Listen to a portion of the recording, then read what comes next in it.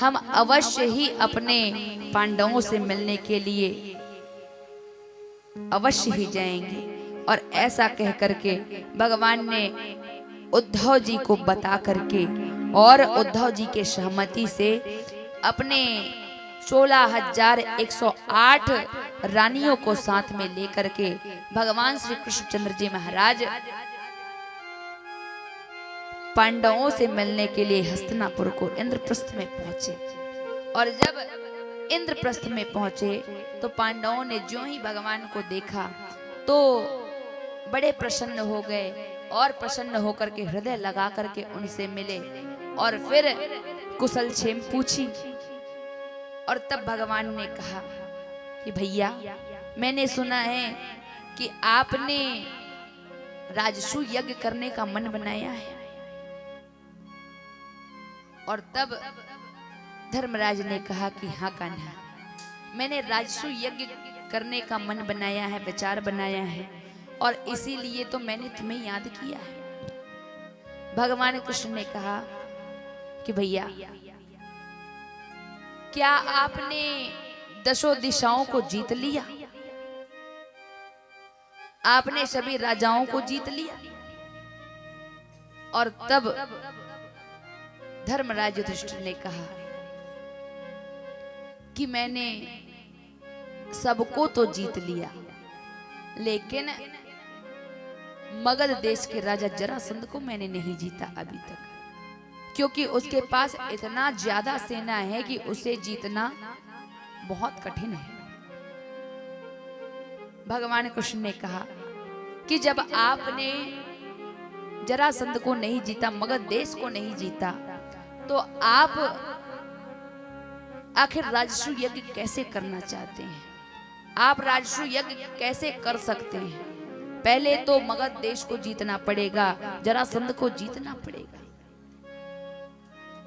भगवान कृष्ण ने कहा कि भैया, आप चिंता मत कीजिए, ऐसे लोग, ऐसे व्यक्ति जो बिना कारण ही लोगों को कष्ट पहुंचाते हैं, दुख पहुंचाते हैं, बंदी बना करके रख लेते हैं, ऐसे दुष्ट जनों को छल पूर्वक मारने से कोई भी पाप नहीं लगता, अतः उसे मारने का उपाय मैं ढूंढ लूंगा। आप तो अब यज्ञ की तैयारी कीजिए। ऐसा कह करके भगवान श्री कृष्णचंद्र जी ने अर्जुन और भीम को अपने साथ में लेकर के रथ में बैठे और रथ में बैठ करके मगध देश की ओर प्रस्थान किया भगवान ने। और मगध में आकर के भगवान और अर्जुन और भीम तीनों ने ब्राह्मण का वेश धारण कर लिया और ब्राह्मण का वेश धारण करके जरासंध के महल के द्वार पर आए और उनके द्वार पर आकर के आवाज लगाने लगे, भिक्षाम देहि, भिक्षाम देहि, भिक्षाम देहि। और तब वहां से जो है जरासंध निकला और जरासंध ने कहा कि पंडित जी मांगिए, मैं आपको क्या दे दूं, आज मेरे पास सब कुछ है। और तब भगवान ने कहा कि हाँ, हम यहाँ पर मांगने ही आए हैं। हमने सुना है कि आप ब्राह्मणों पर बड़ी निष्ठा रखते हैं, इसीलिए हम आपसे मांगने ही आए हैं। जरासंध ने कहा कि हाँ बिल्कुल, मैं ब्राह्मणों पर बहुत विश्वास करता हूँ, बहुत श्रद्धा है, इसीलिए आप मांगिए। और तब भगवान ने कहा कि पहले वचन दो कि मैं जो कुछ भी मांगूंगा तुम दोगे। और तब जरासंध ने कहा कि ठीक है, तुम जो कुछ भी मांगोगे मैं तुम्हें देने के लिए तैयार हूं। और तब भगवान श्री कृष्णचंद्र जी महाराज ने कहा, ब्राह्मण के रूप में क्या कहा, कहते हैं, युद्धम नो देहि राजेंद्र द्वंद्वसो यदि मन्यसे, युद्धार्थी नो वयं प्राप्ता राजन्या नाम्न कांचिना।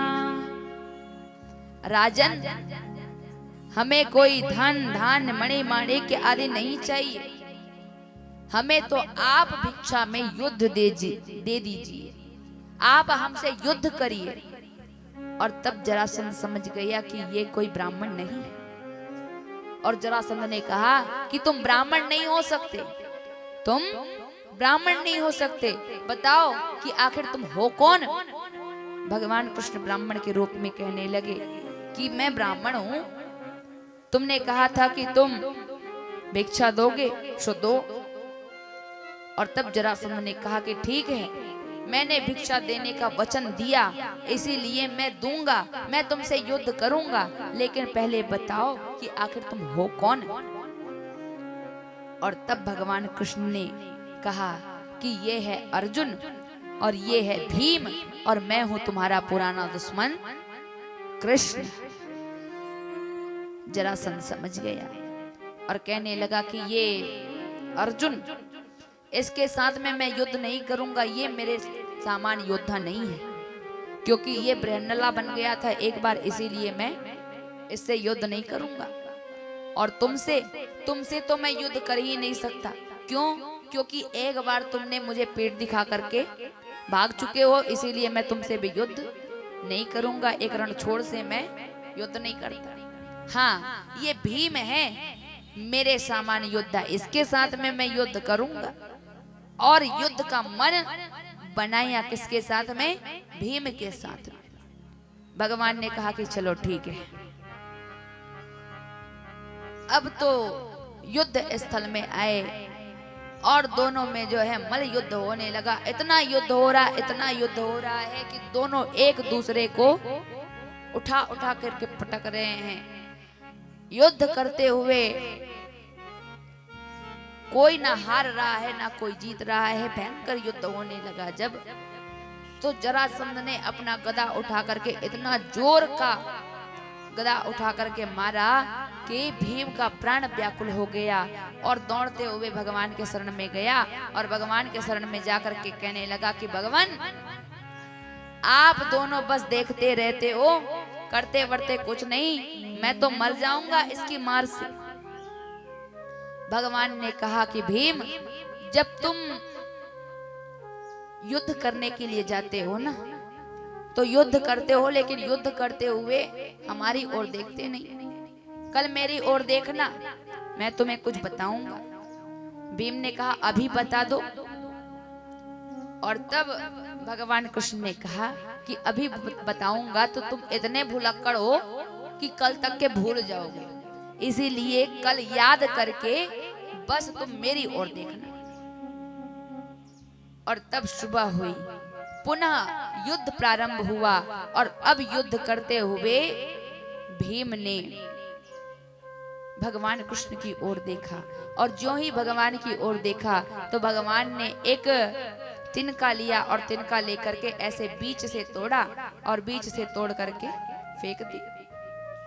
इतना ही देखा और इतना देख करके भीम की बात समझ में आ गई, और भीम ने दोनों पैरों को पकड़ करके बीच से चीर डाला और चीर करके फेंक दिया। और समझने लगा कि अब तो हो गया, मर गया। भगवान की ओर देख करके मुस्कुराने लगा कि इधर जो जरासंध का शरीर टुकड़ों में बट गया है, वो पुनः आया और आकर के जुड़ गया, और जुड़ करके जीवित होकर के पुनः अपनी गदा को उठा करके जोर का मारा कि भगवान के शरण में गया और जाकर के कहने लगा कि अब तो मैंने तुम्हारी ओर देखा, लेकिन फिर भी कुछ नहीं हुआ। बोले देखते तो हो, लेकिन पूरी नहीं देखते, कल पूरा पूरा देखना। भीम ने कहा कि चलो ठीक है। पुनः सुबह हुई तो युद्ध प्रारंभ हुआ। जो ही युद्ध प्रारंभ हुआ तो भगवान की ओर युद्ध करते हुए जब भीम ने देखा तो भगवान ने एक तिनका लिया और तिनका लेकर के ऐसे बीच से तोड़ा और तोड़ करके एक इधर और एक इधर। और तब भीम की बात समझ में आ गई और पुनः जरासंध के पैर को पकड़ करके बीच से चीर डाला और चीर करके एक भाग इधर एक भाग इधर। और तब आपस में आया तो जरूर, लेकिन जुड़ नहीं पाया और तड़प तड़प करके उसका प्राणांत हो गया। और इस प्रकार से आज भगवान कृष्ण ने भीम के द्वारा जरासंध का संहार करवाया। आज जरासंध भी मारा गया। बोलिए द्वारिकाधीश भगवान की। जय हो। उसके पश्चात